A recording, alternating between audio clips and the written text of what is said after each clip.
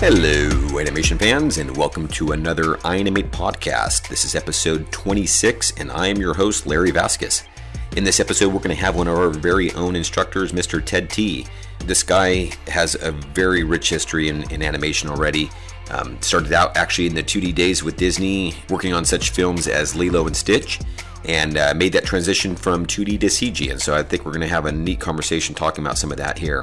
I've actually also had him as an instructor, so I've kind of got a little bit on the inside of this guy's persona when it comes into animation, so I'm very much looking forward to speaking with him about this. Without further ado, let's jump into the interview.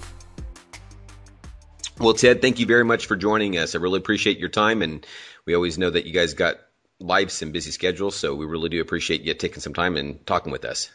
Oh, no, lots of fun. Yeah. I'm ready to go. All right.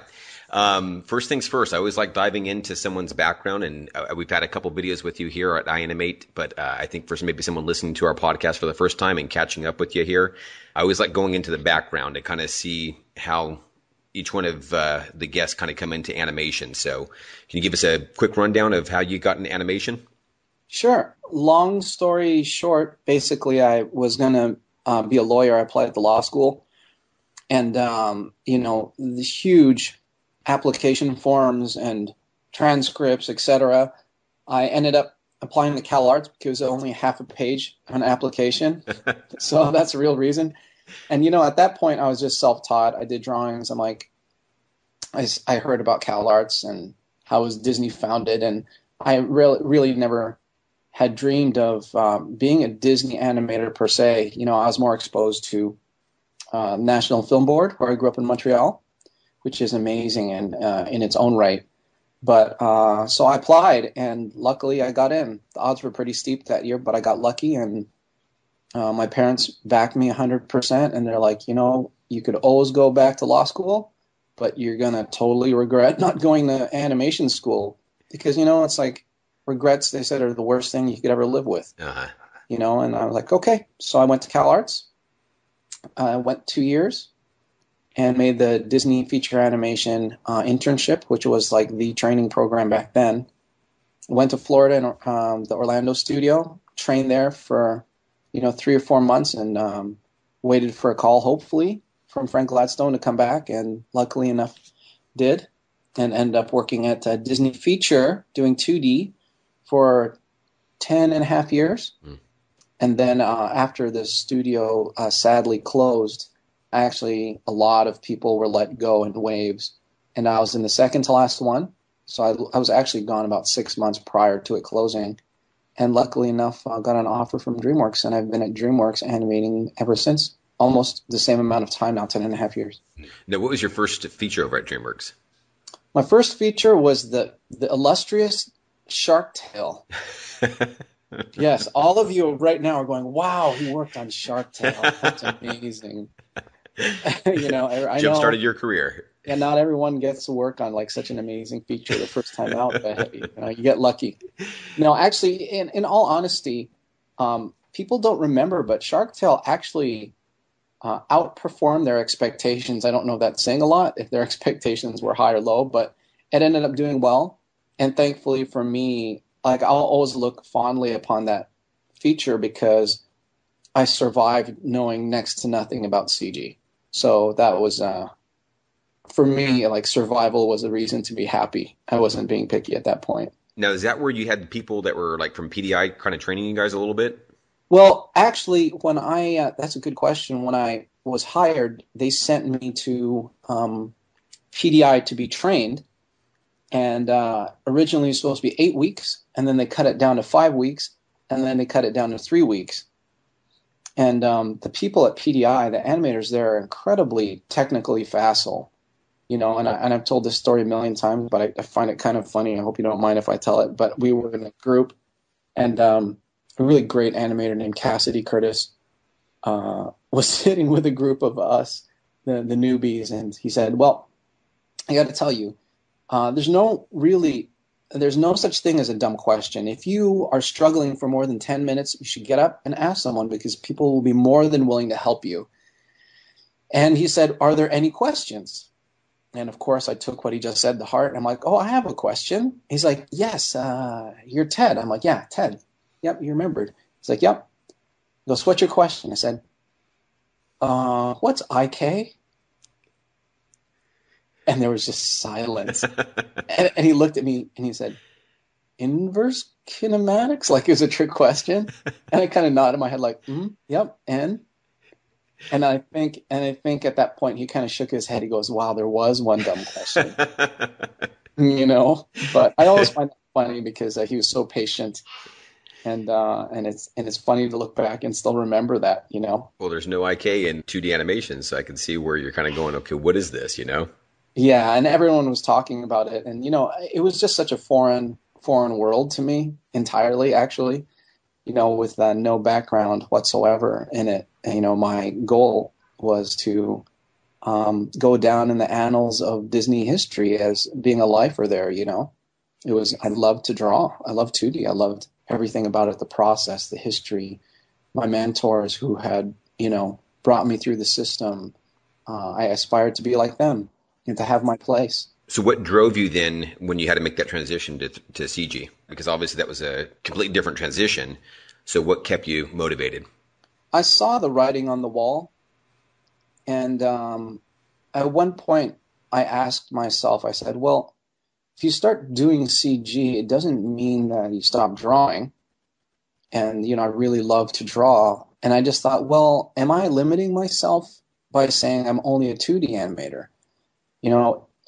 Growing up in Montreal and seeing National Film Board animation on television all the time, like I'd mentioned, like Rock Carrier, or Caroline Leaf. If someone put oil on glass in front of me, I would love to try and animate with it. If it was stop motion, I'd love to try it. So I said, you know what? I think I'm hemming myself in by not being open-minded about CG, and you should, as scary as it is, and as many lumps and as falls as you're going to take, you should pursue it, Okay, well, I've got a question then for you. This is basically one of the things we've been kind of incorporating with the podcast is asking some of the questions on our members section and getting some feedback, seeing what they want, what questions they want to ask. And so this one's from, and I hope I pronounced his name correctly, but it's Fatih Dogan. And he says, how do you apply your traditional drawing skills to CG? That's a good question. This is going to break a lot of people's hearts. I actually don't. Okay. I think that a lot of the sensibilities that I have graphically, in terms of clear poses, very legible poses in terms of silhouette, strengthening and attitude, I think perhaps I've done 2D for so long that it's kind of incorporated into my work. Hopefully it is. It isn't always, because the big difference is that in 2D, the camera can't turn around the character. And if you commit to certain shapes because they're really nice to camera, and then they decide to change camera and rotate it, a mere 3 degrees, all your shapes are wrong and it looks weird and you've deformed the character. So I've really have had to kind of learn to just make the pose nice from all angles. But I don't even actually really thumbnail. I think it's also due to the nature, because I was a pathological thumbnailer in 2D. In fact, my approach, which is called workflow now, we called it approach back then. My approach was to thumbnail, and once I was happy with what I had, I'd blow them up and I'd put them underneath my drawings and redraw over an enlarged thumbnail from the photocopier. But nowadays, with the advent of reference, I tend to follow that carefully. I tend to observe that and try and understand what it's doing. So the short answer is I don't really use it as much. I think on forthcoming shows, perhaps like Boo, or shows that are more cartoony, so to speak, I would definitely probably start thumbnailing again for those. A little less reference and more incorporating thumbnails again. No, I don't think I would decrease my use of reference, because, reference is good. The very meaning of the word is something to refer to. And I think there's always things in it that you don't expect behaviorally, mechanically. And it doesn't mean you need to go one-to-one all the time like you would in a more naturalistic style of animation like Dragons or Rise of the Guardians. But there's always something to be learned, so I would not discount reference ever. What are some of the things that, because like for Rise of the Guardians, reference was heavily used on that. What was it from maybe that show particularly that you've taken from the shows you're currently working on now, and maybe you think you'll take for the rest of your career?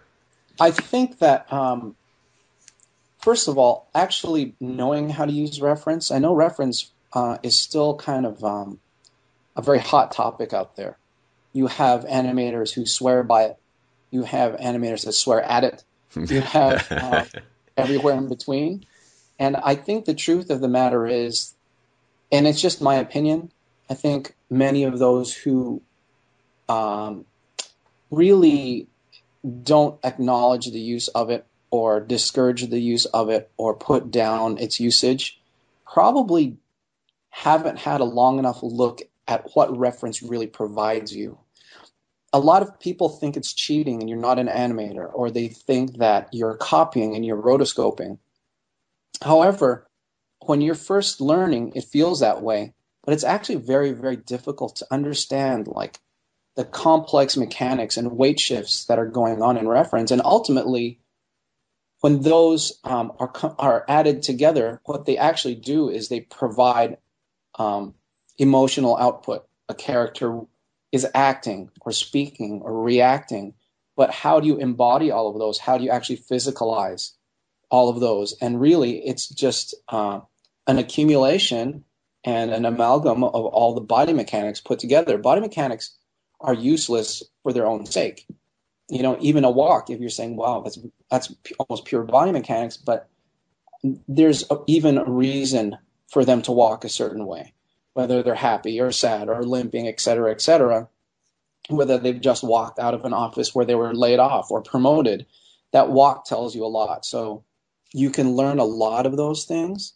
And I think learning to truly see reference for what it is and studying it, you start to learn patterns of human mechanics and weight shift, and you start to be able to read personalities. So I think ultimately that's what I'm going to take away, is that it's made me more observant of things. It's kind of funny because I think I shared this in a podcast, but I'm going to keep the name hidden for a past student of yours. So I'll keep it hidden. But basically, I don't know who it is. Yeah. He was basically kind of struggling with one of the exercises, and it was heavily following the reference. And I think it felt that way to him, was that it felt like it was rotoscoping. But it wasn't until after he got done with it and started applying those skills to a new shot that it all of a sudden clicked for him what you were trying to do for them and for the class. And I think it was just that same thing of just helping him understand the use of reference. What are some of the techniques or advice you would give to somebody studying the reference, what to look for? Or is it just a matter of kind of time that, just constantly animating and practicing that you develop that eye? I think it's a question of time, but it's active usage of that time. For instance, if you are going to figure drawing class and you're sitting there kind of going through the motions because somebody, told you the old adage that, you have 100 or 150,000 bad drawings in you and you just have to keep drawing. If you go in with that outlook, you're going to leave with a lot of mediocre drawings for a long, long time, regardless of whether you have 50,000 or 250,000. If you go in and you actively are choosing and deciding to improve, then there's so many technical aspects you need to learn: perspective, anatomy, gesture. And those are just the basics to get you on the road. And then the next thing, and this is, I find the analogy very, very close to reference, is the fact that when you begin to figure draw, you draw what you think you see and not what you see. And I think the same goes for reference, where you first start to follow, you start animating what you think you see in the reference and not what you actually see. So the very, very arduous first step of figure drawing and learning to follow reference are very similar. You need to actually go through that tough step of just literally putting down what you see. And then knowing that later on, with time, as you get better with it, then you start to make kind of artistic editorial decisions about what you're doing. where it has to look better because naturally your first figure drawings are going to be very rigid and stiff and overly structured, and you're drawing all this extra anatomy in there. But you have to go through that to get to the next step where you start abstracting what makes a beautiful form.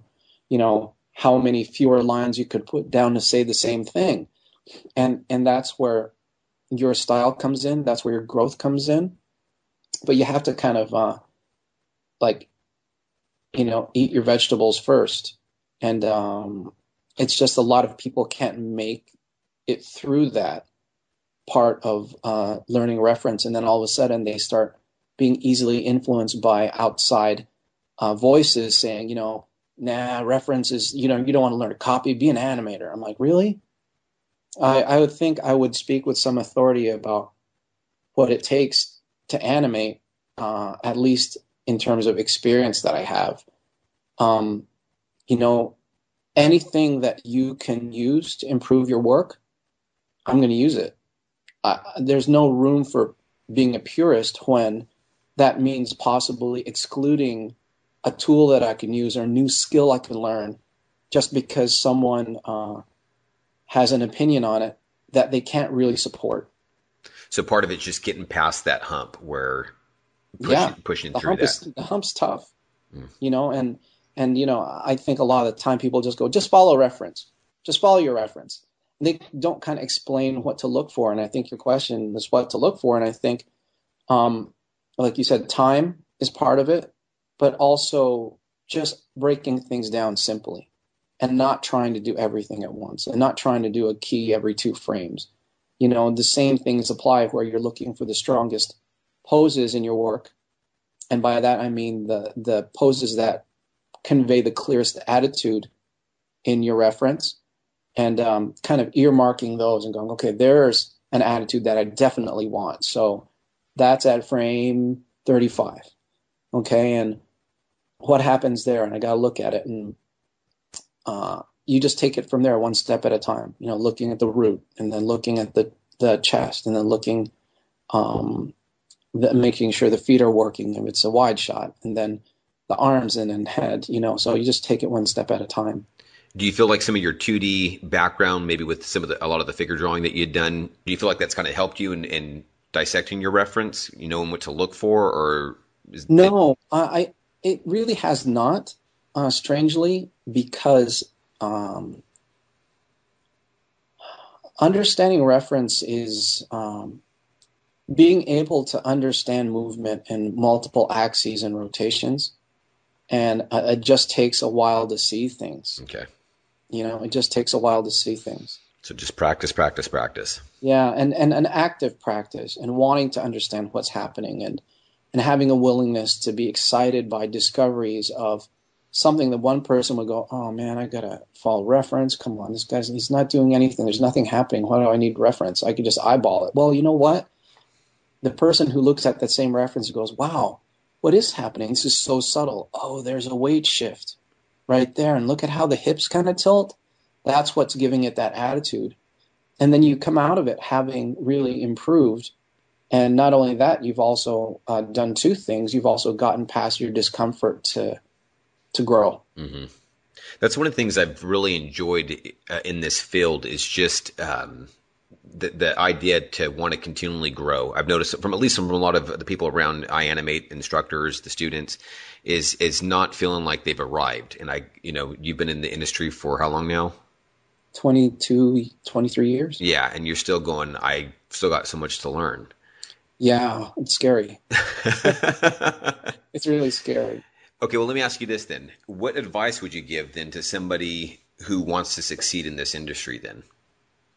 Well, I think most students that I've met, whether it's iAnimate or CalArts or Young Arts or you name it, we all have the common denominator of being very passionate about it. And I think desire is really important because, like anything else, there's days and weeks where I really don't like animating. And it's that passion that carries you through. Like any other relationship, there's going to be very difficult times where you question why you're doing it, if you're good at it, why you're spending so much time doing something that's seemingly unrewarding at the moment. But I think the key to success is pretending that you don't feel certain things. If I'm not liking what I'm doing, I'll admit that to myself, but then you quickly come around to why you are. And I think I love to do it. It fascinates me more than any other art form that I've kind of partaken in. And I just mean animation. I don't mean CG versus 2D. I mean just animating. I think the second thing you need to do is kind of park your excuse-making machine in the garage and kind of take your lumps, and admit that, along with your failures, you will see success. And I know it sounds like platitudes and cliches, but if you don't work really hard, being an animator at the feature level, and at any level possibly, but at the feature level where I'm speaking from, if you don't have a tenacity to get better and make your shots look great, you're not going to make it, because this art form will challenge you and it will really push you to the limits of you questioning whether you ought to be doing it. I think being devoted, being passionate about it, and being hungry for it. I think hunger is not something you can be aware of. You can't say I've got to be hungry, but it's a byproduct of, for a lot of people, like being a combination of being excited about it and at the same time really being fearful that you're really not that good, and also kind of wondering how good you can be. So do you still feel that way sometimes? Yeah, all the time. But it's what keeps me dreaming. Like I think that I see people around me and I love their work, and I constantly go, wow, I'm really pushing, and yet these people, I find they're still so much better, and they're so much more expressive, and they make it look so easy. And me, I'm not shy. I'll go and talk to anyone about what they're doing, and I have yet to meet anybody who held back. And they're like, oh, this is what I'm doing, and they'd share. And you know what? That's also the beautiful thing about animation on a higher level, is that when you're at an event like CTN, everyone there has like the common love of animation. And you or I could stop in the hallway, literally turn to anyone and have a discussion where you have two passionate people who love their type of animation, and you leave that conversation being inspired and elated and fascinated and curious. I don't know. Those are all the keys to success, is feeling like, wow, I thought I knew what I was doing, and I've got a long way to go. Okay, well, this kind of goes into another question. This is from Jose Munoz, because he says, you seem very passionate about the acting portion of animation in your lectures and seem genuinely enthusiastic about teaching in general. It's inspiring to listen to someone talk about something they are truly passionate about. How does being able to communicate and talk about your thoughts on acting and teaching animation affect you as an artist?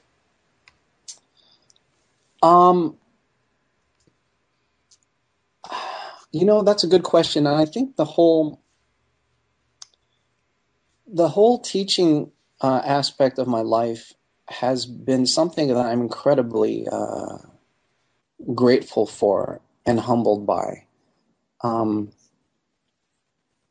I have yet to kind of ever send an email or pick up the phone for a teaching gig ever. CalArts, the very first time, there was a couple of calls back and forth with the department, but that's been it. And I feel like it's kind of life's way of telling me that, the value of animating and keeping it to yourself diminishes the greatness of what animation could provide to people. I think being able to share with others, because I understand exactly where anyone is at their point in their career, from a 17-year-old to, a 45-year-old. I understand how they're feeling about things, and I can relate because I've struggled. I don't think, there's very few genius level animators out there, and where they're just an open channel. And even then, they have a, unquestionably unstoppable work ethic. But I'm not that guy who channels animation. I'm someone who works really hard at it. And I think because I've had to really dig and search, I like to help people. And I like to share with people the difficulties that I had in finding what I'm looking for and what I have to say in the art form. And at the same time, the wonderful kind of discoveries and observations that I've made along the way. Not like they're wonderful, like, wow, I made wonderful observations. But I mean, like, to me, they're wonderful when you see Jessica Chastain in Zero Dark 30, just emoting pure passion in her plea for more men to pursue Osama bin Laden.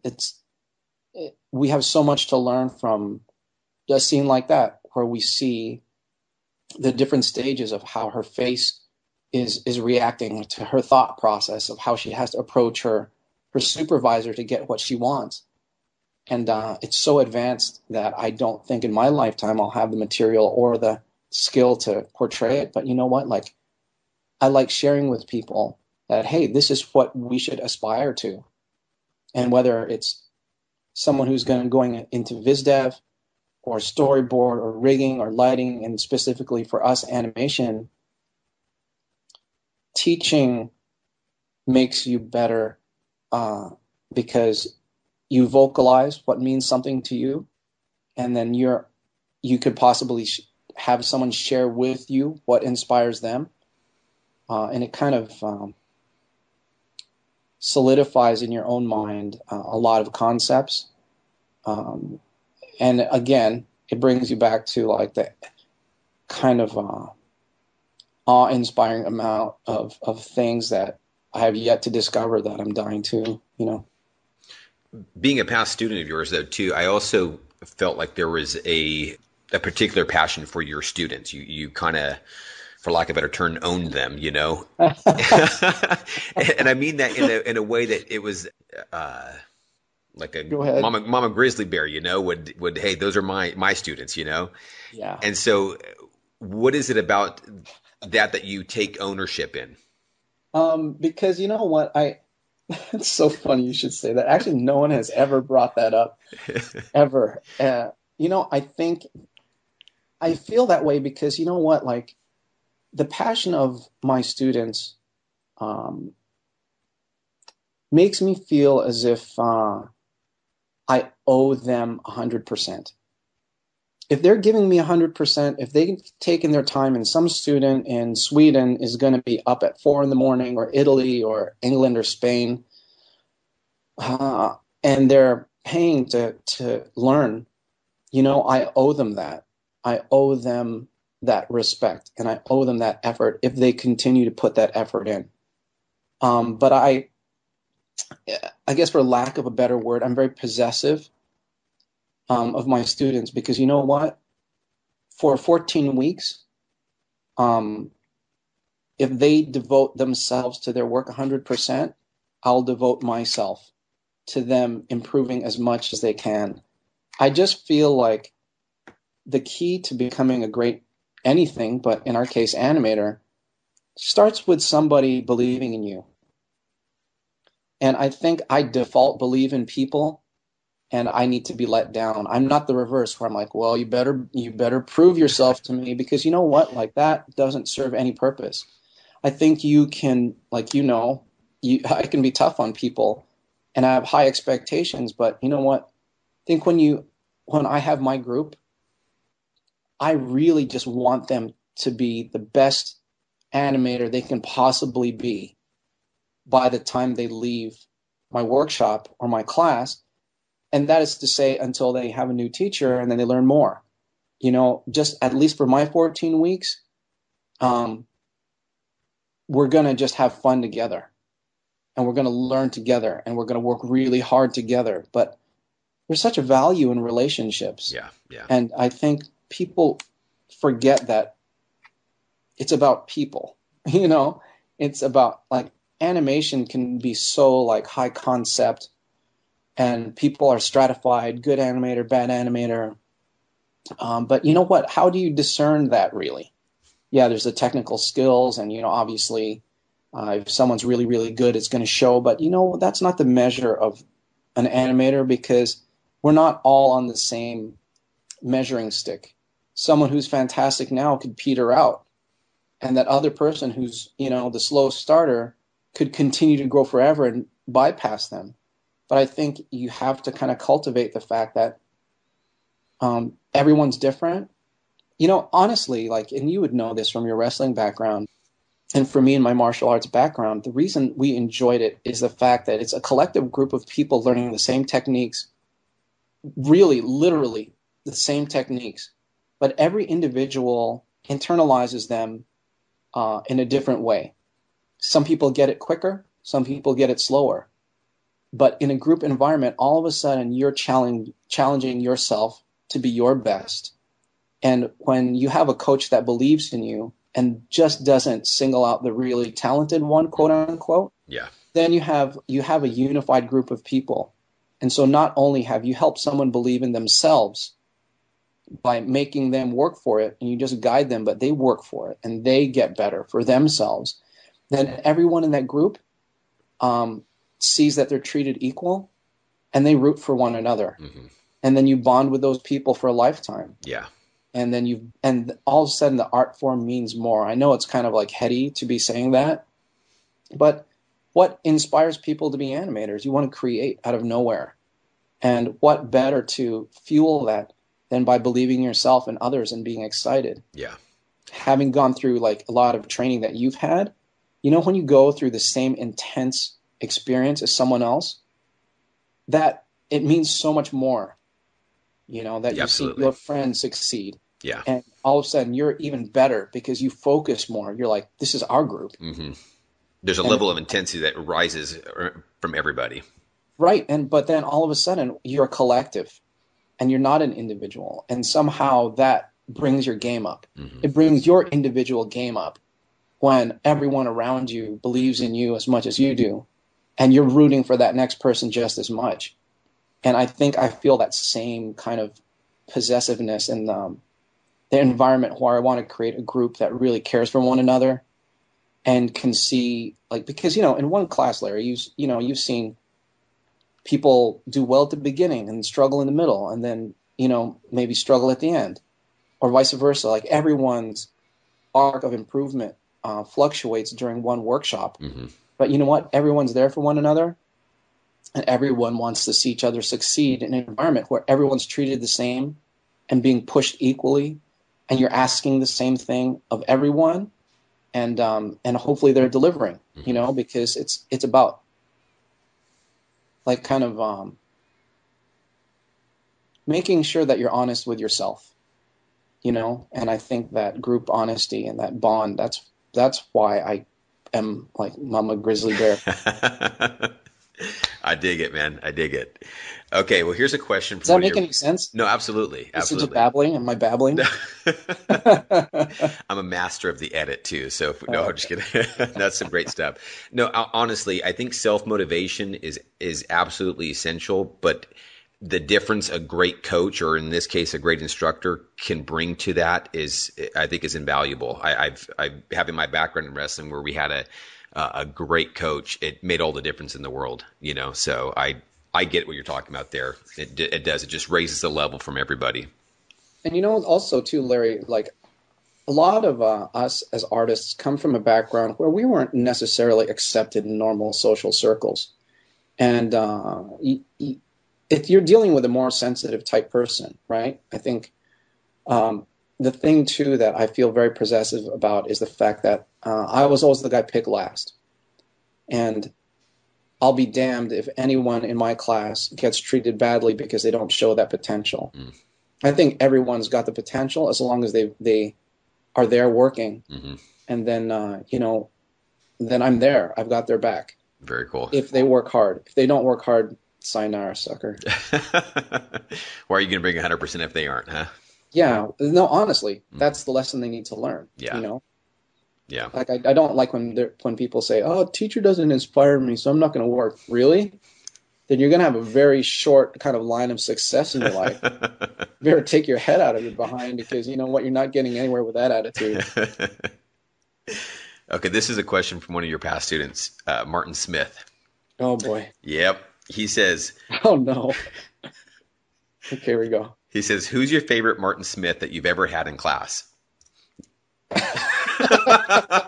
Um, maybe. Okay, I figured I had to throw that one out there for That's you. hilarious. Martin's a very talented animator. Yeah, great Martin, guy. think about Martin. He's very. Here's the thing about Martin. I think the day Martin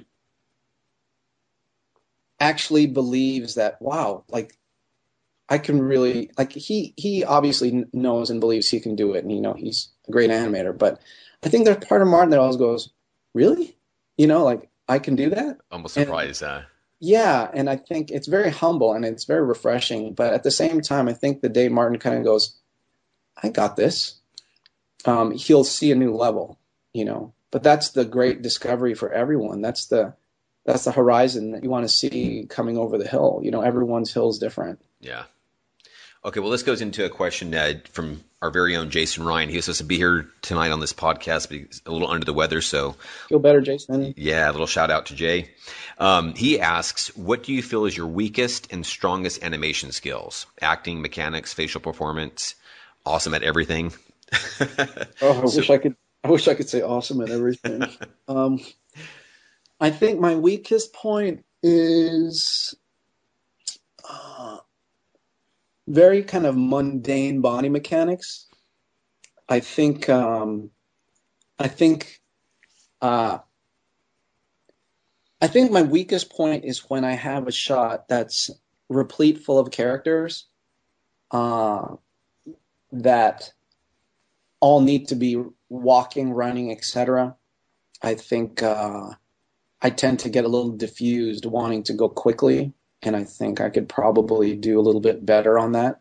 I don't think my effort is any less. I just think volume of stuff, I think, is like my weaker point, where I have to deal with a lot of volume because um, I think I just feel the clock ticking, and where I should just concentrate on each one, I feel like I need to, you know, kind of tick all the boxes that production needs from me, and I don't want to let them down. And I feel, you know, being a professional means getting my coverage done, you know, and getting my shots done in a good time frame, but in a way that kind of hurts me when I choose not to give it the attention it deserves. And again, it's not conscious. I think you only see that in retrospect, because I probably work even harder on those shots than on, you know, normal shots. But it just, you know, after you're doing like a lot of shots in a row with tons of characters, it wears you down. I think it's kind of normal. Mm-hmm. Best part? Yeah, what are your strongest animation skills? I think acting. Hopefully I can say that. I don't know if I'm ultimately the judge of that. I think my peers, seeing them react well to my shots is probably the only really real way to tell. Mm-hmm. But I enjoy doing it the most, and I feel like I have the most control over performance. Everything starts to kind of congeal for me when I get an acting scene in front of me. I think it accesses the deepest part of why I love animation, and you know, it's the same effort as I would put into a crowd shot, to be very honest. But I think all of a sudden, you know, the light burns brighter, you know, and I really want to go after it. So, what kind of acting shots do you prefer? More dramatic, serious, sinister, or do you actually like some of the comedic? That's a good question. I used to think that like all serious and kind of dark material was what I liked. But you know, after Puss and Boots, where there really wasn't any, Olivier Stafilas gave me some push material that was like kind of comedic acting, or at least exaggerated drama, because I did some scenes where he's regretful that he's let his mom down, but a couple of funny ones too, and in the right context of not gags, but character humor, because Puss has all this built-in personality, and I think when he acts genuinely within his personality, it's funny for others, because here you see a little orange cat wearing boots and a hat with a sword, being contrite, and then all of a sudden that's very incongruous, and I find that very funny. Okay. What's been your favorite film that you've worked on? 2D, 3D? Let's go both. 2D Lilo and Stitch. Okay. Why is that? It was just, it's what you dream about when you go into animation. You dream about a film with great directors who have a very clear idea of what they want, and what they want happens to be a great story with like humor and great design and a fascinating world, with real foundation of heart and emotion. You dream of working with a crew that is second to none. That crew also happens to be your best friends. You have a chance to stretch out on a character that you never did before. And it all goes well the entire time, and it begins to feel like a dream. And as tired as you are, and as much as you realistically need it to be over because you're very, very tired, like at the end of any feature film, you don't really philosophically want it to. And then you see the end result, and you realize that this is one in a very, very rare instance of films that are going to matter to you and to a lot of people for a long time. Now, the directors on that one was... Chris Sanders and Dean DeBois. Okay, because that's funny, because we had Jason and Mike Walling on a podcast shortly after The Croods, where Chris Sanders worked on, and they mentioned that was one of the best shows that they had worked on as well because of the directors and such. Makes a difference, and How to Train Your Dragon 2 now with Dean. Dean is a absolute pleasure, the humblest person I think I know.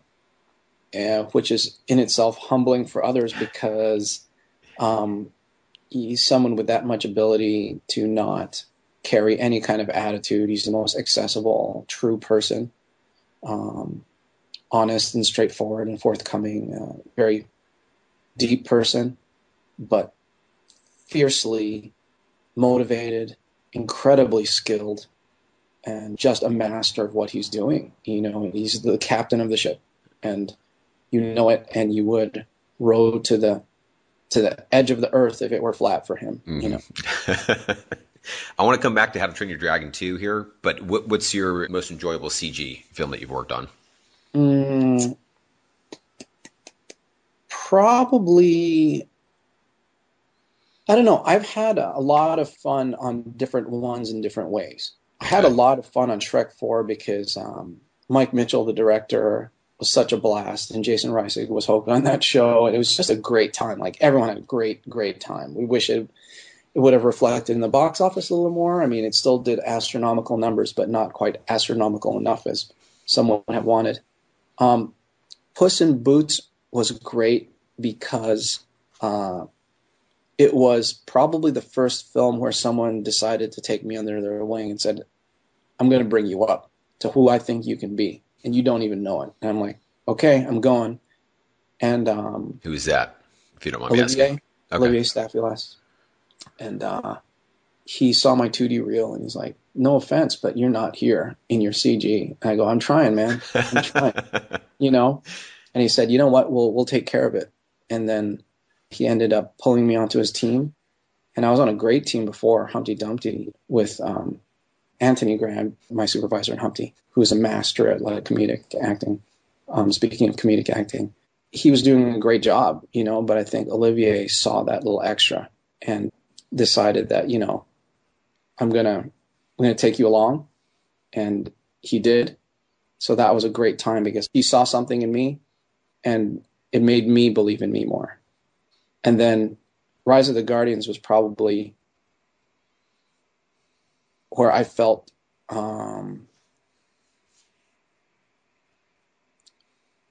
this is the movie where I'm going to grow into that animator that I'm not sure I can be, but I really want to be. And Dave Pape said, okay, I'm going to guide you. And as long as you work really hard, we're going to see what you have to offer. And he was, I won't pretend that he's not rough around the edges. And people are really not fond of his bedside manner, so to speak. But for me, I can only say the opposite. You know, he was generous with his time and his knowledge. He was very tough on me, mind you. Like when I messed up, he let me know. But, you know, because of him, I don't think I was ever riding such a high crest of confidence because I'd worked for everything. I'd worked for the result. And I kind of owe that, you know, like basically to Olivier and Dave for those two movies, you know, for sure. And also, too, you know, the team, you know, like Ben Willis and the guys on Jack. Jacob you know, Garner. And Jacob and Jalil and Tommy, like everyone, really, you know, Joe Sandstrom, like the whole team. Henry at the end, Henry Sanchez. But, you know, those guys, we learned together. And so I learned a ton from David, but, you know, I learned just as much from those guys. Now, on How to Train Your Dragons 2, the first one's been obviously a very big hit for DreamWorks. How is it working on this sequel here? Is the expectations a little higher? How's that working for you guys as animators?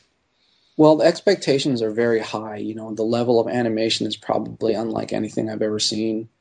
I think my opinion of the animation is also colored by the quality of every department kind of being at their best. It's the A team of every A team in every department.